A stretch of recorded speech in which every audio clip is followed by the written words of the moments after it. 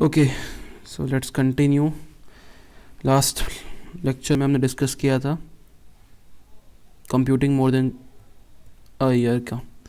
सो जब हम more than once a year calculate करते हैं, फ्रीक्वेंसी, कंपाउंडिंग फ्रीक्वेंसी जिसे बोलते हैं, so like interest for every 6 months, जो कि सेमी एनुअली और 3 मंथ क्वार्टरली, तो इन सब चीज़ों में रेट और टाइम में थोड़ा सा कुछ बदलाव होते हैं। You can just check the formulas, क्या बदलाव होते हैं। और एक सैम्पल क्वेश्चन भी है, जैसे इन्वेस्टिंग 1000 रुपीज़ 10% इंटरेस्ट के साथ 1 साल में, कंपाउंडेड सेमी एनुअली, ठीक है, एनुअली ना होके सेमी एनुअली कंप्यूट करना है। तो उसके लिए आप देख सकते हो न्यू रेट जो होगा, रेट में आपको बताया था रेट में बदलाव होते हैं, तो न्यू रेट बाय 2 हो जाता है, divide the annual rate by the frequency 2, that is 5%। जो 10% पहले लगता था एनुअली, अब वो 5% लगेगा, ठीक है। और न्यू टाइम जो होगा उसको 2 पीरियड में डिवाइड कर दो, 1 ईयर के इंटू 2 कर दो, ठीक है। कुल मिला के यही हो रहा है कि रेट अपॉन टाइम होता है ना, तो 2 इससे डिवाइड कर रहे हो और 2 इससे मल्टीप्लाई कर रहे हो, तो कट के ये वही चीज़ आ जाएगी आपकी। तो ऐसा कुछ फ़र्क होता नहीं है। और कैलकुलेशन वही सेम तरीके से कैलकुलेशन करना है। ये आपको गिवन रेट देख लो इसकी प्रिंसिपल फार्मूला के हिसाब से, तो ये आपको हायर देन एनुअली कंपाउंडिंग देगा। मतलब अगर आप इसको कैलकुलेट करोगे, दिखाता हूँ 1 मिनट, देखने की चीज़ क्या है। इसको कैलकुलेट करने पे 1102 आ रहा था, और अगर हम कंपाउंड इंटरेस्ट में देखें, इसमें 3 साल का था, ओके। तो ये basically higher than annual compounding है। एनुअल कंपाउंडिंग से ज़्यादा आपको इंटरेस्ट मिल रहा है इसमें सेमी एनुअली में। तो इट शो समथिंग कि सेमी एनुअली मतलब अगर कम टाइम के लिए करो तो बेटर होता है, वो भी थोड़ा बहुत, मतलब कम टाइम के लिए। जैसे आपने ग्राफ देखा था, मैं बताता हूँ, कुछ इस टाइप का ग्रोथ आ रहा था आपको। कम टाइम के लिए ऑलमोस्ट बराबर, कई बार ज़्यादा भी दिख रहा है आपको, पर अगर आप लॉन्ग टाइम के लिए करोगे तो जो लॉन्ग टर्म का है, मान लो ये लॉन्ग टर्म की जो इंटरेस्ट है, लॉन्ग टर्म का इंटरेस्ट जो होगा वो ज़्यादा ही होगा, ऑब्वियसली ज़्यादा होगा। तो क्योंकि आप खुद देखो जो टाइम है वो एक्सपोनेंशियल है, दैट इज़ द रीज़न, उसके वजह से, ठीक है। I think we have discussed it. उसके बाद हमें अब करना है एन्युटी फैक्टर। ये क्या होता है? सो बहुत सिंपल है, मतलब नाम पे मत जाओ, एन्युटी फैक्टर वगैरह। And annuity is a series of equal payments, basically EMI, equal payments made through regular intervals, excluding like include rent, loan, EMIs, insurance premiums. तो एन्युटी फैक्टर बेसिकली एक सीरीज़ ऑफ पेमेंट आपको जो करनी होती है regular interval of time में। जैसे आपका रेंट हो गया, आपको अपने रेंट को हर 1 महीने में या हर 6 महीने में देना होता है। लोन्स ऑफ EMIs, यानी कुछ EMI है जिसको आपको पेमेंट करना है। तो टाइप्स ऑफ एन्युटी कितने तरह के होते हैं? Ordinary annuity and annuity due. दो तरह के एन्युटी होते हैं। ऑर्डिनरी एन्युटी जो कि हमें साल के आखिर में देने होते हैं, this is called standard loan. और एन्युटी ड्यू में होता है जो हमें स्टार्टिंग में देने होते हैं, जो कि रेंट वगैरह हो गया। मान लो आपको दिसंबर मंथ में किसी जगह रहना है, तो आपको दिसंबर मंथ की 1 तारीख को पूरे दिसंबर मंथ का रेंट पे करना होता है। ऐसा नहीं कि आप 30 दिन रह के 31 तारीख को पिछले महीने का, मतलब पूरे महीने का रेंट आप 31 तारीख को पे कर रहे हो, वो नहीं होता। आपको पहले ही करना पड़ता है, this is called annuity due. और आपको अगर कोई लोन चाहिए तो आप लोन चुकाने के पहले देते हो या बाद में देते हो? तो बाद में देते हो, तो एंड ऑफ द ईयर देते हो, जो भी आपने लोन लिया है यूज़ करने के बाद देते हो उसका अमाउंट। ऑर्डिनरी एन्युटी, 2 तरह के एन्युटी होते हैं, आई होप यू अंडरस्टैंड। फिर एन्युटी फैक्टर क्या होता है? अब ये तो एन्युटी हो गई, एन्युटी इतने तरह के। एन्युटी फैक्टर क्या होता है? तो जब हमें देखो, in exam you often need to calculate the present value 5 साल के लोन के बाद। अगर मान लो आपको कैलकुलेट करना हो प्रेजेंट वैल्यू 5 साल के लोन के बाद, तो एक तरीका है कि आप पहले साल का कैलकुलेट करो, दूसरे साल का कैलकुलेट करो, तीसरे साल का कैलकुलेट करो और सबको ऐड कर दो, ये कर सकते हो। या तो सिंपल एन्युटी फैक्टर से मल्टीप्लाई कर दो। एन्युटी फैक्टर बना ही इसलिए है कि आपको बार बार इन सब ईयर्स का कैलकुलेट करके ऐड ना करना पड़े। तो एन्युटी फैक्टर एक वो नंबर है जिसको मल्टीप्लाई करने के बाद आपको प्रेजेंट वैल्यू पता चल जाएगी अपनी, total instalment amount into annuity factor. तो आपको पूरे जितने 5 साल का लोन अमाउंट चाहिए, तो 5 साल का लोन अमाउंट आपको मिल जाएगा, present value of a 5 year of loan. This is called annuity factor. आप पढ़ सकते हो, मैंने एग्जाम्पल भी दे दिया आपके लिए। कुछ इस टाइप की टेबल वैल्यू है, आप देख सकते हो इसमें। टाइम पीरियड 3 इयर्स का, रेट और एन्युटी फैक्टर दिया हुआ, प्रेजेंट एन्युटी फैक्टर जो कि 2.48685 है। ये है 3 साल के लिए 10% एन्युटी का। तो अब देखोगे टोटल प्रेजेंट वैल्यू आपको निकालनी, टोटल इंस्टॉलमेंट कितना है 1000, क्योंकि 1000 हमारा टोटल इन्वेस्टमेंट एन्युटी है। और फिर उस पर हमने इसको एन्युटी फैक्टर को मल्टीप्लाई कर दिया, तो हमें जो वैल्यू आई present value, total present value हमारी हो जाएगी। कंक्लूजन क्या है, this means a loan amount of इतना today at 10% interest rate would require 3 year of annual payment इतना to be completed paid off इतना। मतलब बेसिकली आप समझ गए ना कि आपको इतना अमाउंट आज चाहिए 10% इंटरेस्ट में, ताकि आप इतने अमाउंट को कम्प्लीटली पे कर सको 3 साल में। This is called annuity factor. नहीं, निकालने का तरीका है, सिंपल मैथमेटिकली कैलकुलेशन है। मैं आई होप समझ चुके हो कि आपको 5 साल के लिए प्रेजेंट वैल्यू कैलकुलेट करनी है, तो एन्युटी फैक्टर से मल्टीप्लाई करके आप कैलकुलेट कर सकते हो। This is a simple formula. Exam की बात करें तो एग्जाम में आपको क्वेश्चन में सारी चीज़ें गिवन होंगी, आपको बस ये फार्मूला याद रखना है और कैलकुलेट करके दिखा देना है उनको, ठीक है। ड्यूरिंग देखो, it is usually given in the examination, you need to calculate using calculator और समथिंग। एमोटाइजेशन, ये भी बहुत सिंपल है। Amortisation is process of paying off loan over a time through regular scheduled payments, basically EMI, ठीक है। Every EMI equated monthly instalment in 2 parts में होता है। द ईएमआई उसका एक मैकेनिज्म है एमोटाइजेशन का। एमोटाइजेशन का एक मैकेनिज्म है ईएमआई उसके थ्रू एमोटाइजेशन करते हैं। तो इंटरेस्ट पेमेंट होता है, प्रिंसिपल रीपेमेंट होता है। इंटरेस्ट पेमेंट में हम बैंक को पे the bank for using their money, मतलब बैंक हमें पैसे देता है, उस पैसे को हम यूज़ करते हैं, उसके हम उसे पैसे देते हैं, जैसे इंटरेस्ट पेमेंट। और प्रिंसिपल पेमेंट में reduces the actual loan balance. हमने मान लो 10 लाख का लोन लिया था, तो हमने इस 10 लाख में हम इसको कम कर रहे हैं, लोन अमाउंट को, या इसको कम करने का ट्राई कर रहे हैं, बार बार इंस्टॉलमेंट पैसे दे रहे हैं, ताकि 10 लाख हमारा 8 लाख हो, 5 लाख हो, 2 लाख हो, 1 लाख हो, फिर 0 हो। इस टाइप पे हम अपने लोन को कम कर रहे हैं, और इसमें हम बैंक को पैसे दे रहे हैं अपने मनी के लिए, इंटरेस्ट पेमेंट कर रहे हैं, ठीक है।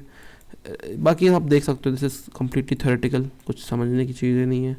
A loan of 1000 rupees at interest rate of 10%, annually payment इसका होता है 576 आपको पे करना है। अगर आपने लोन लिया है तो तब जाके आप इतना पे करोगे, तब जाके जितने भी साल का होगा वो आप उसको रिकवर कर सकते हो।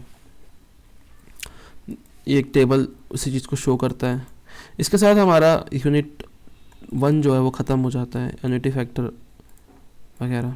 यूनिट 1, यूनिट 2 यहाँ से सिंपल है स्टार्टिंग। यूनिट 2 स्टार्ट करते हैं। Unit 2 is valuation of securities. In exam start answer with valuation is a process by determining the current worth of the asset. The fundamental rule of all valuation is that the value of any financial asset is present in the cash flow expected from it. Basically ये बता रहा है कि valuation क्या होती है। तो value of any financial asset, आपके पास कोई फाइनेंशियल एसेट है, उसकी वैल्यू उसकी present value of the cash flow expected from it. For example आपके पास कोई आइटम है, आपका सेल फोन, तो उसकी करंट वैल्यू कितनी है? उसकी करंट वैल्यू है कि अभी एक पर्सन कैश देके उसको कितने में ख़रीद सकता है, कैश फ्लो, वो उसकी करंट वैल्यू है, ठीक है। आप ये नहीं बोल सकते जैसे अभी आपने नया फ़ोन लिया होगा, तो या तो अभी आपने फ़ोन नहीं लिया, एक फ़ोन है, उसकी कैश फ्लो की वैल्यू कितनी है, लाइक सपोज आईफोन है, उसके कैश फ्लो की वैल्यू 1 लाख रुपीज़, यानी कोई पर्सन आके उसे 1 लाख में ख़रीद सकता है, कैश दे के 1 लाख में ख़रीद सकता है, ठीक है। पर एक सेकेंड हैंड फ़ोन हो गया, एक सेकेंड हैंड फ़ोन है, 3 मंथ से यूज है, पर उसका कैश फ्लो वैल्यू ऑब्वियसली कम होगा, मे बी 50% हो, 50,000 हो। तो ये कैश फ्लो वैल्यू उसकी वैल्यूएशन को डिफाइन करता है। Value of any financial asset is a present value of the cash flow expected from it, ठीक है। This is called valuation. तो वैल्यूएशन कितने तरह के होते हैं? तो first is bond valuation, second is preferred stock valuation, common stock valuation, concept of yield, YTM, ये तो चलो बात कीजिए। 4 तरह के वैल्यूएशन होता है, इसमें कितने पढ़ने हैं? वैल्यूएशन सिक्योरिटी में bond valuation, preferred stock valuation, common stock valuation और कॉन्सेप्ट ऑफ यील्ड और YTM। तो ये 3-4 चीज़ें पढ़नी है हमें फर्स्ट चीज़ में, तो ये पढ़ते हैं हम। बॉन्ड वैल्यूएशन पहले क्या होती है, wait. Okay, so similarly, like we can visit bond valuation. These are the things. So everything like apart from the valuation, इसके बाद जो भी है like the topics that are given, these are all theoretical topics. You can easily read it. Like you can say the unit 2 is capital asset pricing model, and what we are doing the valuation part. Then we have risk and return. What is risk, what is return, and like using the probability distribution measure the risk. So there is a like theoretical thinking how to measure a risk. Then like what are the attitudes towards risk, what we need to do. So the risk averse or neutral or seeker, three types of risk you can see. Wealth and utility graph about the risk comparison, risk return, portfolio context, diversification. So these are the very depth topic you can see. Diversification means कि like when you have a particular capital, you can say तो हमारे पास एक particular capital है and you need to invest. So investing in multiple stocks is better than investing in one particular stock, because you can see the quote also. Don't put all your eggs in one basket. If you hold one stock, you face high risk. So if you can hold 20 stocks, one fails, that other might succeed it. So there is a famous quote कि you need to like have a diversified context or portfolio. It is very important for to be your portfolio as a diverse. These are the things, graph of it, capital asset pricing model. I'm just doing an overview. Like I have realized कि like if I gonna review each and everything, it will obviously किसी को समझ में नहीं आने वाला, because we are not at all from a financial background. We just need to understand the context, we just need to understand the problems that we need to solve for the examination. These are important questions I need to cover in the next video. These are the syllabus I need to cover. We need to know about each and everything related in the syllabus, but we don't just need an overview of it. That's why. So according to that, we just need to know कि how ये सारी चीज़ों में like stock valuation क्या होती है, and you can read it's just a like theoretical thing. Bond value में basically time interval होता है given to a government, issued by the government bond value. इसमें फेस वैल्यू कूपन्स वगैरह होते हैं. एंड प्रीफर्ड स्टॉक इसी type में होता है, बॉन्ड की तरह ही होता है, but it pays a fix dividend like a bond, but represents ownership like equity. Equity की तरह ओनरशिप रिक्वेस्ट करता है. बट बॉन्ड में क्या होता है, कोई मैच्योरिटी डेट नहीं होती, इसमें होता है. इस टाइप की चीज़ें होती है अनलाइक बॉन्ड्स. तो you can read from the like PDF only. और the next thing is, yeah, this is also a concept CAPM. ये important भी है. CAPM का क्या basically क्या है, it's a Nobel Prize winning theory. You can see यार it's just a theory. इसमें there is nothing like anything to no logic, कुछ नहीं. You just need to cramble it or just read it once. Calculate the correct required return risky asset. So there is a logic given by a certain Nobel Prize theory, certain Nobel Prize written person.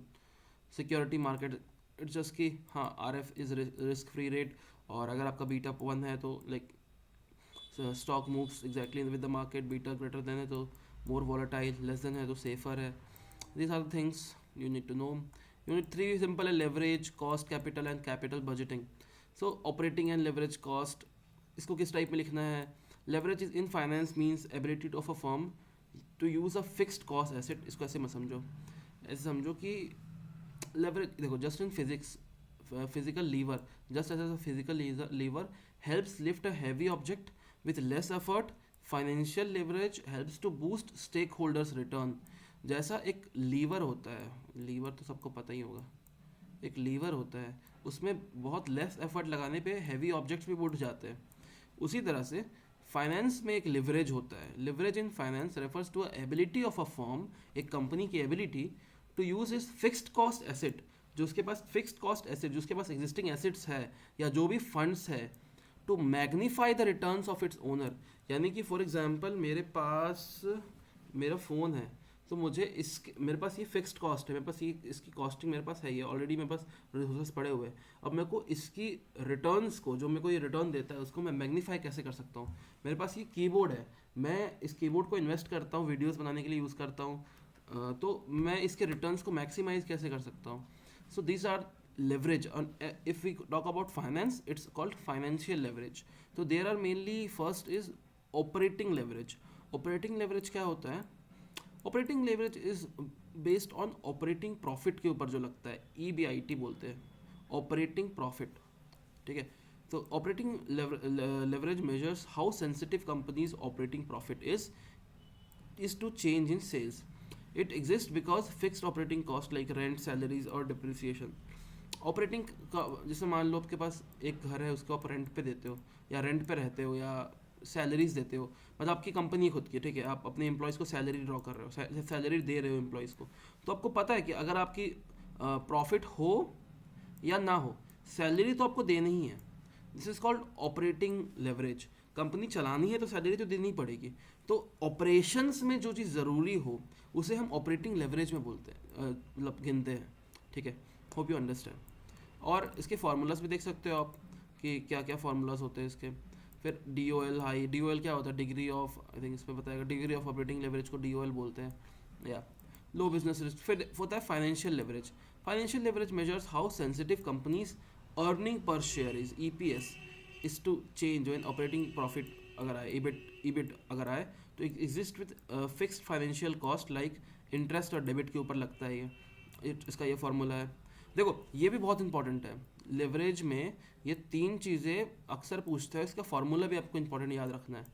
ये formula है DOL का, ठीक है, ये formula है degree of finance leverage का, ये था ऑपरेटिंग लेवरेज का, फाइनेंस लेवरेज का. एक और होता है कंबाइंड लेवरेज, उसमें दोनों का कंपैरिजन होता है. Basically it shows the total risk of the company measured with the impact of sales directly for the earning per share EPS के हिसाब से, दोनों का मल्टीप्लिकेशन कॉन्ट्रीब्यूशन करके.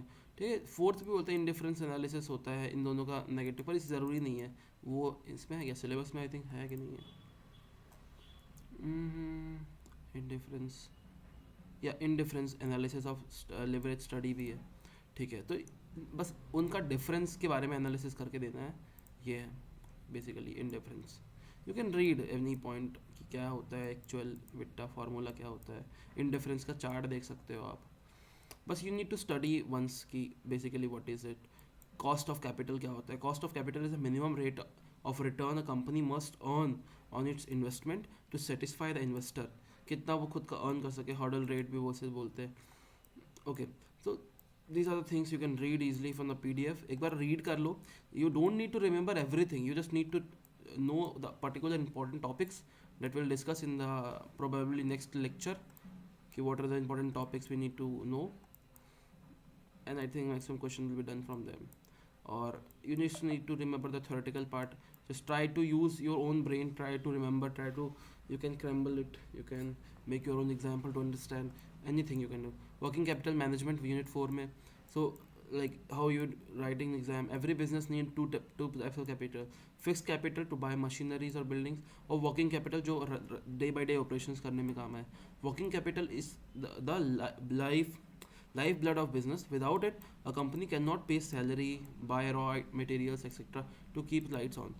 तो 2 types of working capital होते हैं, gross working capital and net working capital. These are the things दोनों क्या होते हैं. And example भी है. This is also cash conversion cycle. फिर वर्किंग कैपिटल इश्यूज की trade off, liquidity versus profitability, ये 2 चीज़ें भी आप देख सकते हो. ये भी आता है, इंपॉर्टेंट है. Liquidity safety, profitability returns. 3 financial strategies crucial for exam. देख लो कौन कौन से 3 स्ट्रैटेजीज हैं. मैचिंग अप्रोच, हेजिंग जो उसको बोलते हैं. Conversation like conservation approach, play it safe. Matching means match the life of the asset with the life of the loan. For example आपको लोन लेना है, ठीक है, आप लोन ले रहे हो, ये आपकी कंपनी है, आपने कंपनी में लोन लिया. क्यों लोन लिया आपने?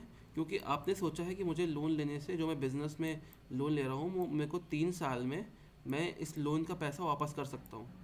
ठीक है, रिटर्न मेरे को इतना मिल जाएगा, मैं लोन का पैसा वापस कर सकता हूँ, प्लस मेरे पास एक डिसेंट प्रॉफिट भी होगा, तभी मैं लोन ले रहा हूँ.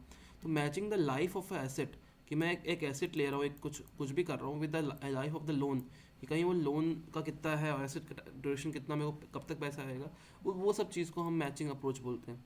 फिर कंजर्वेशन अप्रोच में हम ये देखते हैं कि play it safe, like long term funds, equity finance और परमानेंट. फिर एग्रेसिव अप्रोच में हाई रिस्क हाई रिटर्न चीज़ें हो जाती हैं. These are all working cap 3 financial strategies जो आपको याद रखनी है. इसमें मॉडरेट लाइक रिस्क मॉडरेट है, प्रॉफिट मॉडरेट है. इसमें प्रॉफिट लो है, रिस्क भी काफ़ी लो है, प्लेट सेफ क्योंकि सेफ खेल रहा हूँ. पर एग्रेसिव अप्रोच में रिस्क हाई है, प्रॉफिट भी हाई है, जो कि बेसिकली होता है शॉर्ट टर्म फंड्स में होता है. ये लॉन्ग टर्म फंड्स में होता है कंजर्वेशन में. और ये long term funds with permanent assets और short term funds for temporary assets उसमें होता है. ये सब नंबर्स इग्नोर करो. I don't know, I think इसको मैंने वर्ड से उसमें कन्वर्ट किया ना PDF में, तब से ये नंबर्स आने लगे. ठीक है, finance stepping circuit. I hope you understand. ये बहुत क्रूशियल है, एग्जाम में आ सकता है. 3 फाइनेंशियल स्ट्रैटेजीज, इंपॉर्टेंट टॉपिक.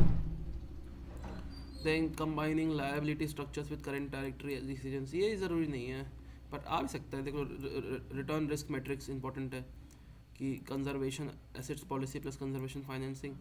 देखो, ये सारी थ्योरेटिकल चीज़ें हैं. Okay, estimation of working capital कैसे एस्टिमेट करते हैं. Okay, next topic, cash account receivable management. So cash is the most liquid asset but it generates no return. ठीक है, याद रखो ये. Cash is the most liquid asset जो आपके पास है, but it generates no return. It does not earn interest if it sits idle. अगर आपके पास 1 करोड़ का भी कैश है, फिर भी तो भी आपको वो समझो कि कुछ टाइम बाद, मतलब कब तक, 1 करोड़ तो बहुत ज़्यादा है, पर अगर आपके पास मान लो 100 रुपये भी है और अगर आप उसको इन्वेस्ट करते हो तो आपको ऑलरेडी बहुत अच्छा रिटर्न दे सकता है. तो मतलब कैश आपके पास है तो वो अपने आप में सबसे क्या बोलूँ, नो रिटर्न है. मतलब उसमें आपको कोई रिटर्न, कोई इंटरेस्ट नहीं मिलने वाला. फॉर मैं एग्जांपल देता हूँ. अगर आपके पास 100 करोड़ रुपए कैश है आपके पास, अगर आपने यही 100 करोड़ रुपए अपने अकाउंट में डाल दिए, या बेसिकली अपने, ये आपके पास कैश है तो आपको 100 करोड़ का 100 करोड़ ही रहेगा. ठीक है, वो बढ़ेगा नहीं, आपके पास कैश रखा ही रहेगा. पर अगर आपने उसको बैंक में डाल दिया है तो आपको 10% का इंटरेस्ट मिल जाएगा उस पर. 10% का इंटरेस्ट में समझते हो, आपको मिलेगा 1 करोड़ रुपए पर महीने. हर महीने आपको 1 करोड़ रुपए मिलेगा. इस 100 करोड़ होने के बाद 1 करोड़ हर महीने मिलेगा. तो दिस इज़ कॉल्ड इंटरेस्ट. 10% का इंटरेस्ट आपको मिलेगा उसमें. तो ये फ़ायदा होता है इसमें लिक्विड फंड, लो लिक्विड फंड में. कैश मोस्ट लिक्विड एसेट्स है बट जनरेट नहीं करता कुछ. ठीक है, the idle goal of cash management is to minimise the amount of idle cash. हमारा मेन मोटिव ही क्या रहता है कि हम minimise the amount of idle cash while ensuring sufficient funds to available to meet daily obligations. Means कि हमारा motive रहता है कि हमारे पास जो कैश है उसको मिनिमाइज कर सके और जितना हो सके पैसे को फ्लो स्टेट में ला सके, फ्लो, कैश फ्लो मेंटेन कर सके. That is the main thing. Motive is to hold, motives for holding cash. Keynes approach देख सकते हो क्या अप्रोच थी केनीज की. Relationship motive, speeding cash recipients. बाकी वही चीज़ है यार, collective early pay late, this are the things. एक अप्रोचेज है multiple.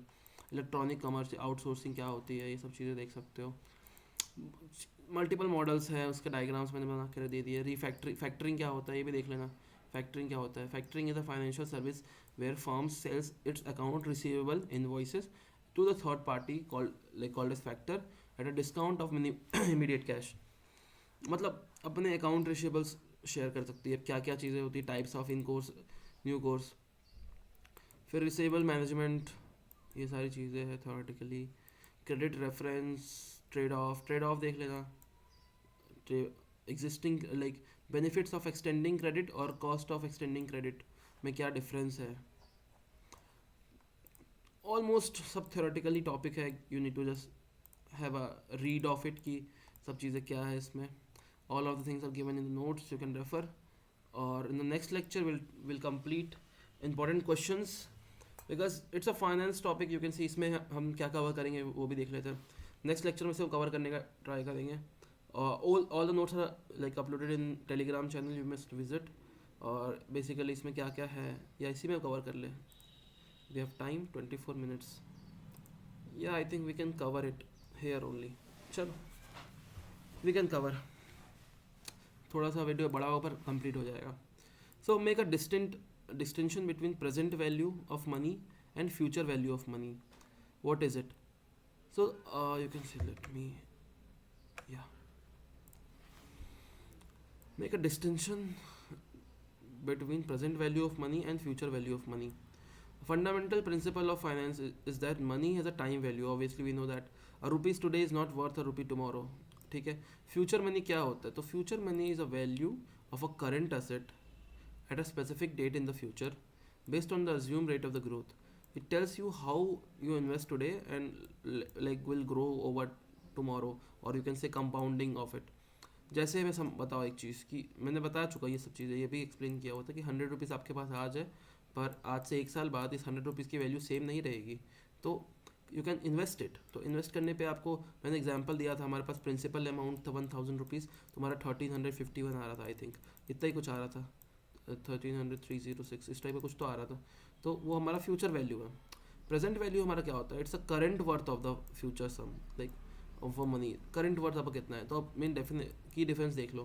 Present value current worth of the future money, और फ्यूचर वैल्यू होता है future worth of the current money.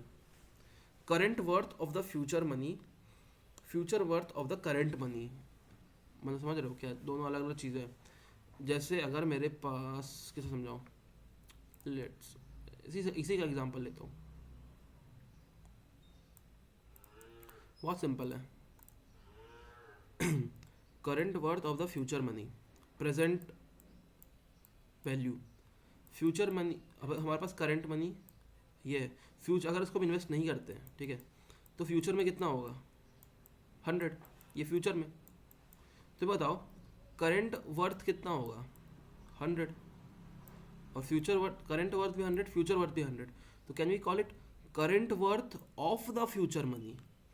Future money का करंट वर्थ कितना होगा अगर इसको हम इन्वेस्ट नहीं करते? तो present value, that is present value. Future worth value क्या हुआ? Future worth of the current money, like future में जो वर्थ होगा करंट मनी का, फ्यूचर में वर्थ, तो ऑब्वियसली बड़ा होगा वो. It's called discounting, removing interest. It's called compounding, adding interest. It moves backward in time, it moves forward in time. Calculated with this, calculated with this. Or why less money tomorrow is worth less than today because we have waited.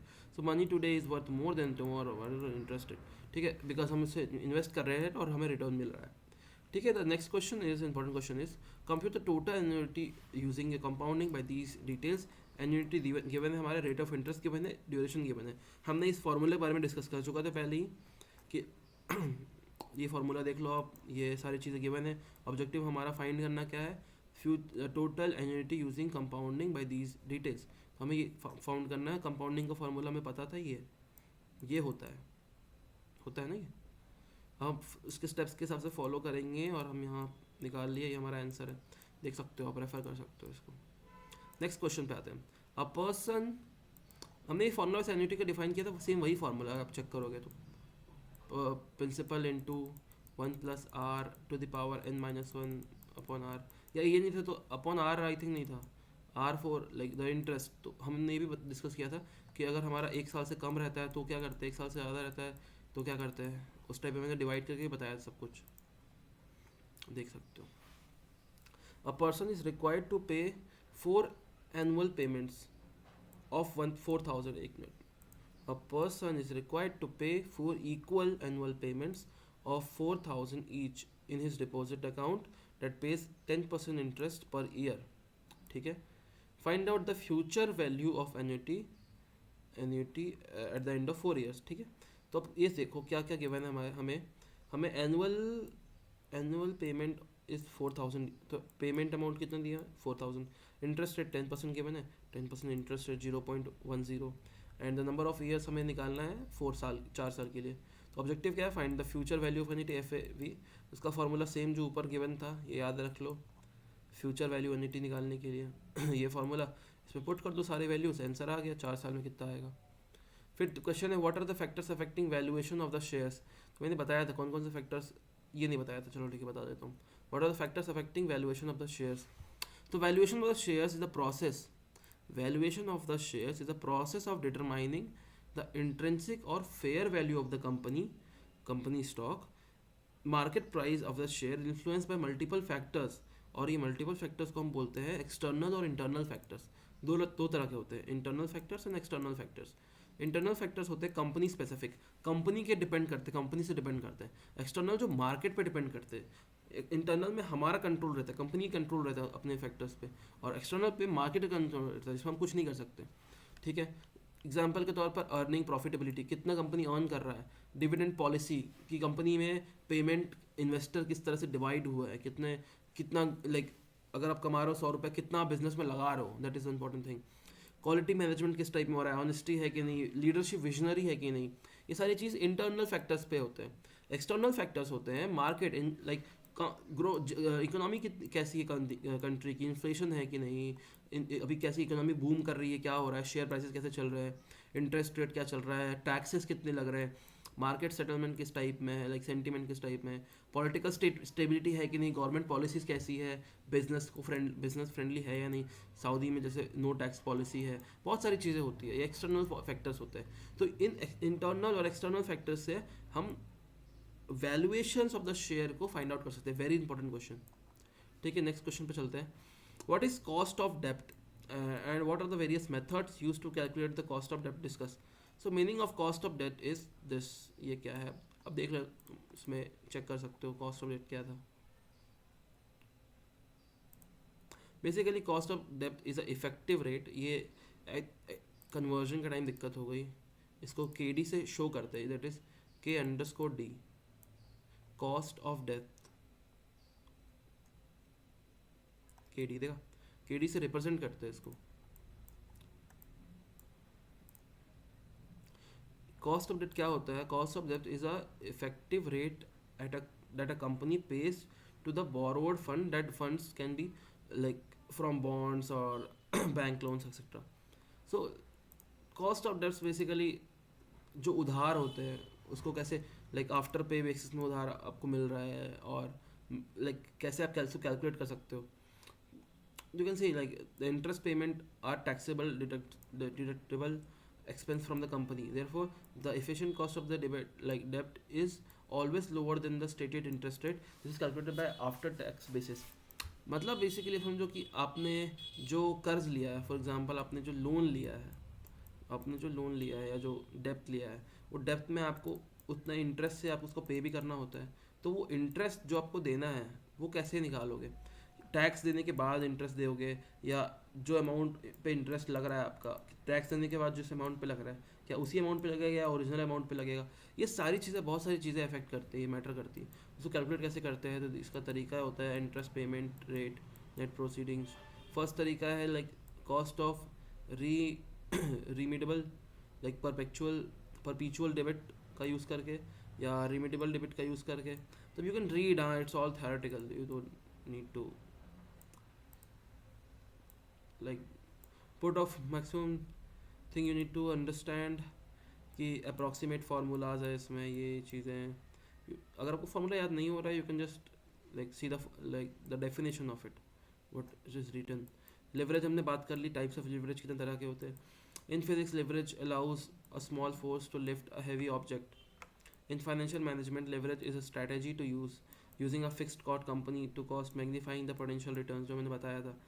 Operational leverage होते हैं जो कि fix operational cost पे लगते हैं, rent depreciation salaries पे जो होते हैं। फार्मूला होता है companies operating profit, EBIT like earnings before interest and taxes, EBIT बोलते हैं इसको, earnings before interest and tax. Formula नीचे होगा। हाँ, degree of like DOL, degree of operating leverage, contribution minus EBIT, contribution क्या होता है, सेल्स माइनस वेरिएबल कॉस्ट जो भी है। फाइनेंशियल लेवरेज देख लो क्या होता है, कंबाइंड लेवरेज देख लो, 3 तरह के लेवरेज मैंने बताया था। अब न्यूमेरिकल ऑन ऑपरेटिंग लेवरेज, तो आपको जैसे क्वेश्चंस गिवन रहते हैं, ये इस टाइप की चीज़ आपको गिवन है, तो आप यहाँ से निकाल रहे हो, इबिट निकाला, फिर ऑपरेटिंग लेवरेज कैलकुलेट किया, फिर लाइक इबिट पे sales, if sales increase by 10% कैसा आएगा। Capital budgeting numerical on like present value index, आपको ये निकालना है, तो ये चीज़ आपको गिवन है, और फिर इस टाइप में आपने टेबल बना के कैलकुलेट किया, प्रेजेंट वैल्यू कैसे निकाला वो देखो। स्टेप 2 में आप देख सकते हो कैसे कैसे किया है। फिर डिस्कस लिक्विडिटी वर्सेस प्रॉफिटेबिलिटी, जो मैंने बताया था इंपॉर्टेंट है। Issue in management of working capital, the issue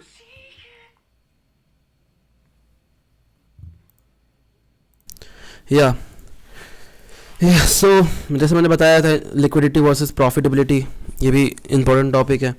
so the issue is central trade off concept. Liquidity क्या होता है? Liquidity refers to company's ability to meet its short term obligations, like bills pay करना, salaries को दे, like creditors salaries पे करना, as they इनको करना ही पड़ता है. It is highly liquid, like a firms must hold a large amount of current assets, especially cash and marketable securities, while the concept of profitability is different. Profitability is the ability of a firm to earn returns on its investment. Funds are most profitable when they are invested in long terms, information gathering, assets like machinery, factories, expand business and rather than sitting idle in a bank account. तो ये basically एक trade off है, क्योंकि आपको liquid amount भी चाहिए. You need something, तुम्हारे पास ऐसे अमाउंट होना चाहिए सैलरीज बिल्स पेमेंट करने के लिए. आपको लिक्विड अमाउंट भी चाहिए, साथ ही साथ आपको प्रॉफिटेबल अमाउंट भी चाहिए अपनी कंपनी को ग्रो करने के लिए, मशीनरीज फैक्ट्रीज सेटअप करने के लिए, ये भी आपको चाहिए. तो आपको दोनों का एक बैलेंस लेके चलना पड़ता है कंपनी में. That is the difference between liquidity and profitability. You can't totally rely on liquidity, you can't totally rely on profitability. You need to make a balance, you need to like make it like use it as a central trade-off. You can't rely on a particular thing. There's a complete like conflict. High liquidity is equals to low profitability. If a company keeps too much cash and is it very safe, high liquidity but the cash has no return, so it's idle, so it does not overall profitability नहीं मिलेगी इससे. पर high profitability is high risk also, because आपके पास liquidity नहीं है तो आप अपने salaries कैसे करोगे, अपने bills कैसे भरोगे, technical solvency कैसे होगी, आपके business को ruin करेगा. तो the goal is the capital is not maximize liquidity or profitability alone, but to find optimal balance between the two. The manager must ensure there is enough liquidity to be safe while investing surplus funds to ensure a decent return.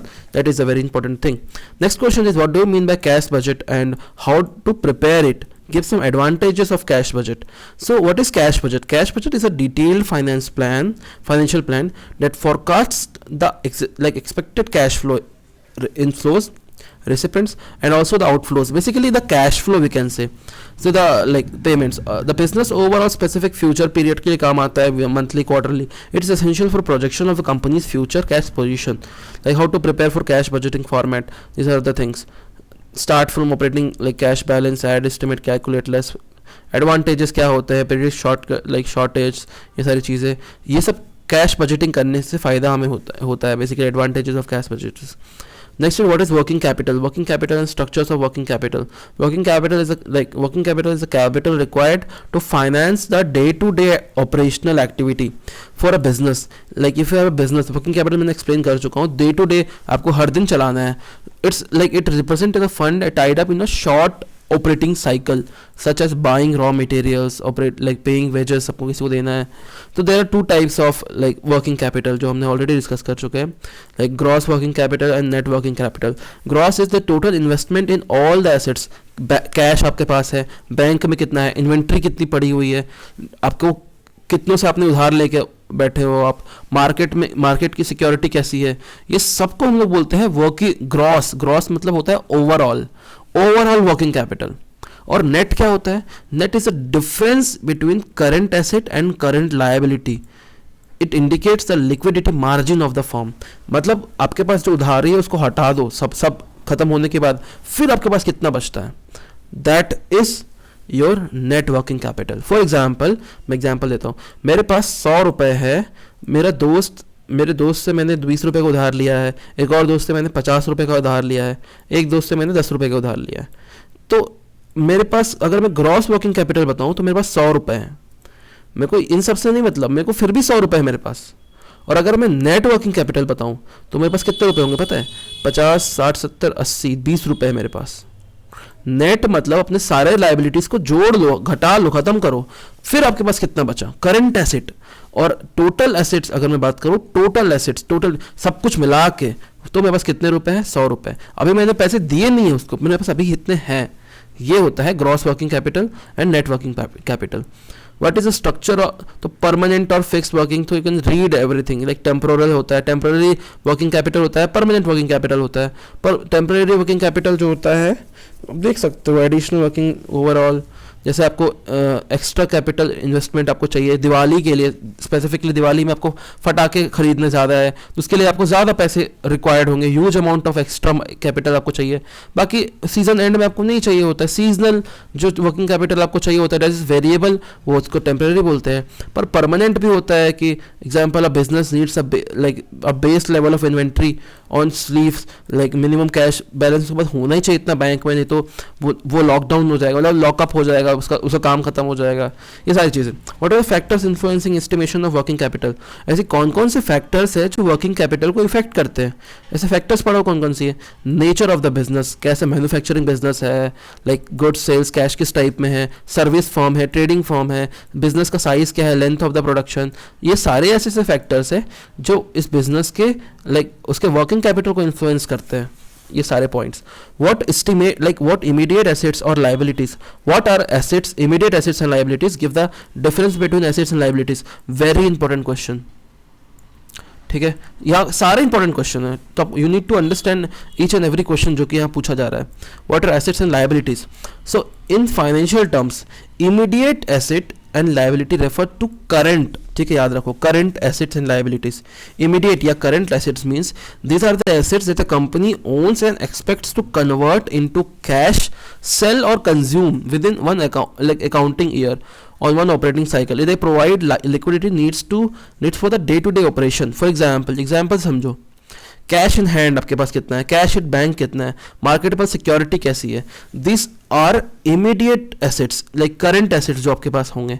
और फिर current liabilities कौन कौन सी है, like accounts payable creditors जो आपके पास जिसको आपको pay करना है, short term bank loans, bank overdraft, outstanding expenses, like unpaid wages और रेंट, लाइक पेएबल थिंग, ये सारी चीज़ें जो होती है ये इमीडिएट करंट लाइबिलिटीज होती है या इमीडिएट लाइबिलिटीज होती है।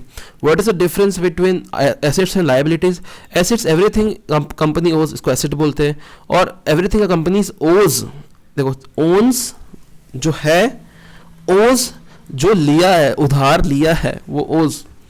रोल क्या होता है, they are the resource used for generating future income and benefits, they are obligations that results to future outflow, मतलब of the resources of the cash. इस एक की वजह से कुछ पैसा रिटर्न फ्यूचर में इनकम होगा, एक की वजह से कुछ पैसा जाएगा, आउटफ्लो होगा, ठीक है। Position of balance sheet, they appear in the right side of the horizontal format, the lower half, they balance sheet में कहाँ आता है, ये लेफ्ट साइड में आता है लाइबिलिटीज, ठीक है। द करंट एसेट्स इसका एग्जांपल है, इसके टाइप्स होते हैं। What are the importance of credits, collection policies and collection policies, ये भी इंपॉर्टेंट है, ठीक है। What are the importance of credit and collection policies, so companies policy for managing its receivable of two parts. First is credit policy, granting credit, and collection policy, collecting payment. It's a vital and financial health. Importance of credit policy क्या होती है? Credit policy is a set of guidelines that determines who gets the credit and how much. किसको कितना credit मिलेगा और कैसे मिलेगा।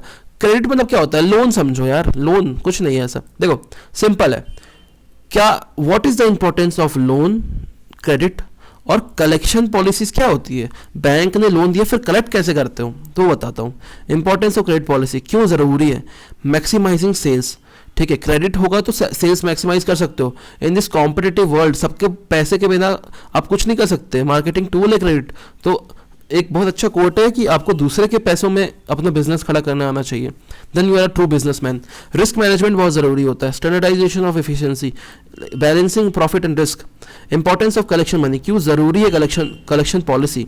Collection policy is a systematic procedure followed to recover the overdue payment, जैसे मैंने बताया था, from the customer, ensuring liquidity, reduce bad debits, improving working capital cycle, maintaining customer relationship. तो इससे what do you mean by management of cash, discuss about different steps of cash management. Cash management क्या होता है? So cash management involves the planning, controlling and effective utilization of firm's cash resources. It's concerned by managing the outflow and inflow of the cash as well as stock of the cash held by the firm at a given point of time. So the goal is to maintain adequate liquidity to meet day-by-day obligations while minimizing the amount of idle cash which should be invested in the profitability, and it's about not having a total risk, like a risk of default, but not having too much lot of loss of interest. मतलब cash रखो पर इतना रखो कि आप उसको invest भी कर सको. You don't need to rely on one thing. I told you it's a trade off. What are the steps? तो पहले कैश की प्लानिंग, फोरकास्टिंग करना बहुत ज़रूरी है. कैश की प्लानिंग करो. First step is to estimate the cash. ये देखो बहुत ज़रूरी है. कैश मैनेजमेंट की बात किया है, आपको भी सीखना चाहिए. इंप्लीमेंट करो अपने रियल लाइफ में कैश मैनेजमेंट. पहले आपके पास कितना कैश है उसकी प्लानिंग करो. कितना आपका बजट आएगा, कैसे आप कैश को बजटिंग करते हो, कितना खर्चा आता है, ये सब मैनेज करो. दूसरा कैश फ्लोज देखो, कहाँ आपका हर दिन खर्च हो रहा है, कहाँ आपका किस तरह से खर्च हो रहा है. RTGS हो रहा है या NEFT हो रही है, इलेक्ट्रॉनिक पेमेंट्स किस तरह से हो रही है. इन्फ्लोस मतलब कैसे आपके पास पैसे आ रहे हैं, कैसे आप पैसे भेज रहे हो, ये सब चीज़ देखो अपने कहाँ भेज रहे हो.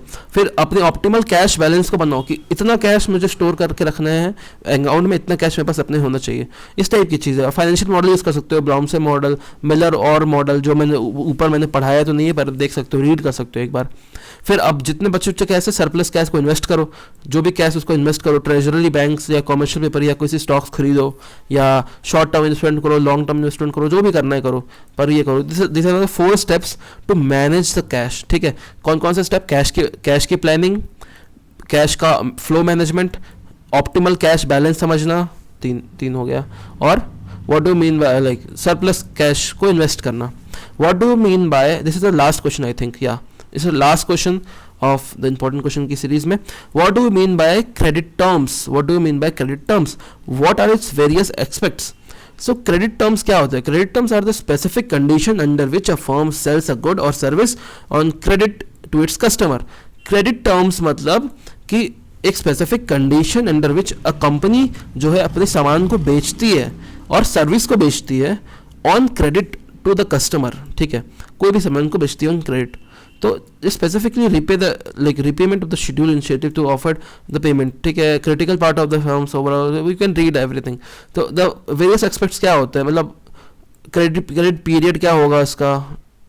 ठीक है, कैश डिस्काउंट पीरियड. इसका एग्जाम्पल से समझते हैं इसको. If a customer receives a invoice of 1000 rupees, what if it's terms 2/10 net 30, it means option number A, it means that pay within 10 days amount 1000, and 2/10 means कि 2% of the like 1000 rupees जो कि होता है 980 rupees take discount. और for discount means pay after 10 days, before 30 days amount will be 1000. तो इसको दो तरीके से समझ सकते हो. इसमें लिखा है डिस्काउंट प्राइजेस, कैश डिस्काउंट. तो बेसिकली क्या है, क्रेडिट एक टर्म्स में आप अपने पैसे दे रहे हो पर अपने हिसाब से एक टर्म्स में दे रहे हो. कोई स्पेसिफिक टर्म्स होगा, आपका टर्म्स एंड कंडीशंस होगी, नेट पीरियड के हिसाब से या कैश डिस्काउंट के हिसाब से. In example 2/30 net 30 cash discount 2% of the invoice value, या 2/30 net 30 discount period of 10 days. ये अपने हिसाब से चल रहा है. इसमें आपको 2 को हाईलाइट कर लिए और 2% ऑफ द कैश डिस्काउंट मान रहे हो. इसमें 10 को हाईलाइट कर रहे हो, 10% फ्रॉम द फर्स्ट पीरियड. तो ये पीरियड के हिसाब से बात कर रहा है, ये डिस्काउंट के हिसाब से बात कर रहा है, और ये नेट 30 के हिसाब से बात कर रहा है, 30 दिन में दोगे. तो इस तरह से एक शॉर्ट हैंड की समझो. इसको मैं एक और बार समझाता हूँ. इट्स लाइक कि बोलने का तरीका, it's like a you can say short hand trick कि कैश टर्म्स को कैसे, क्रेडिट टर्म्स को कैसे डिफाइन करते हैं. A common short hand format to credit terms is 2/10 net 30. अब इसमें एक तरीका तो ये है 2/10 नेट 30 किसी ने बोला, ये मेरा क्रेडिट रहेगा, मेरी टर्म्स रहेगी क्रेडिट को देने में. अब मेरे को क्रेडिट पीरियड के हिसाब से चलूँ मैं, नेट पीरियड, तो नेट 30 यानी कि 30 डेज का पीरियड रहेगा. ठीक है, इसका मतलब होगा 30 डेज का पीरियड रहेगा. अब इसी टर्म के हिसाब से, इसी शॉर्ट हैंड टर्म के हिसाब से कैश डिस्काउंट के हिसाब से चलूँ तो 2/10 नेट 30 में 2 जो है वो मेरा डिस्काउंट है, यानी कि 2% का कैश डिस्काउंट आपको मैं दूंगा. और 2/10 नेट 30 में 10 जो है वो मेरा डिस्काउंट पीरियड है, यानी कि 10 दिन, first 10 days from in the invoice date आपको डिस्काउंट मिलेगा। तो दीज आर द थिंग, ये तीनों आपके टर्म्स रहते हैं। इन तीनों टर्म्स के हिसाब से समझ रहे हो, मतलब 30 दिन में आपको क्रेडिट वापस करना है, क्रेडिट आपके लिए 30 दिन का रहेगा, 2% कैश का आपका डिस्काउंट रहेगा, और 10 डेज में आपको ये लेना पड़ेगा, और अर्ली पे कर सकते हो, पे कर लोगे। तो इस टाइप के 3 चीज़ें उसने एक शॉर्ट हैंड में बता दिया। दिस इज एक क्रेडिट टर्म लिखने का तरीका है ये, ठीक है। Credit term is a critical part of the firms overall credit policy and usually started with a invoice. तो these are the things basically, ये सारी चीज़ें हम लोगों ने पढ़ा आज। Financial management is a subject जो आपको, आई वुड से कि अगर आप फाइनेंस के नहीं हो तो थोड़ी सी चीज़ें आपको समझने में दिक्कत हो सकती है, but if you are interested in finance just go deep down, I would say सब अच्छे से पढ़ाई करो, समझो। इन माई थिंग सी 2 लेक्चर्स में, एक लेक्चर में अकाउंटिंग, फाइनेंशियल अकाउंटिंग पढ़ाना इट्स नेक्स्ट टू इम्पॉसिबल, सब चीज़ें पढ़ाना, बिकॉज इफ यू थिंक ना कि every topic has a like in-depth understanding, needs some more time to understand, a depth time of the depth concept जो आपको समझना चाहिए, बट 2 घंटे में इसको समझाना इट्स ऑल अबाउट कि ओवरव्यू ही दिया जा सकता है। तो that is the thing I have tried to do. Okay, so thank you for your time, thank you for watching this long video and have a nice day, hope you like it.